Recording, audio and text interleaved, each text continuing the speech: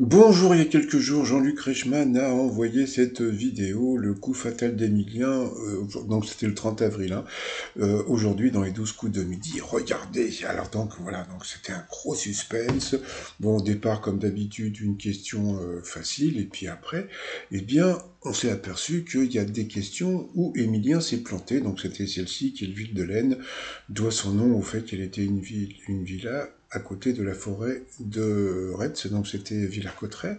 Donc là, comme il n'a pas trouvé tout de suite après, il a eu une question facile, quel compositeur la flûte enchantée, donc bien sûr c'était Mozart. Ensuite, il s'était planté sur une autre question, là il pose une question qui était MDR, aux échecs de quelle couleur sont nos pièces si on ne joue pas avec les blancs, donc bien sûr ça pouvait être que les noirs, question de bébé. Après, sur cette question aussi, il s'est planté. Quel athlète détient le record en dessous en longueur? Il n'a pas trouvé. Alors tout de suite après, une question de facile. Hein, donc bon, c'était sur le ballet.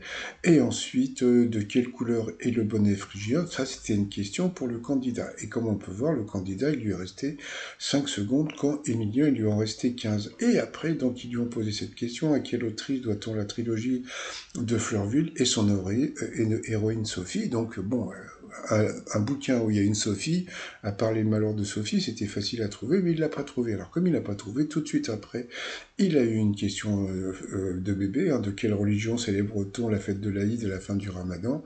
Donc, bien sûr, c'était pas Hare Krishna, hein, bon, passons. Et puis après, donc ça a été un gros suspense, puisque bon, il restait 5 secondes pour le candidat, comme pour Emilien à peu près, quoi. Et ils ont posé la question qui a fait rire énormément de gens sur Internet. Quel réalisateur des films dans la chaleur de la nuit et l'affaire Thomas Crown est mort début de 2024? Premièrement, Norman Jewison, c'est pas évident de connaître son nom.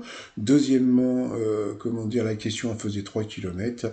Et après, Jean-Luc Reichmann va vous dire que c'est l'ordinateur. Bah voilà, donc le candidat est éliminé.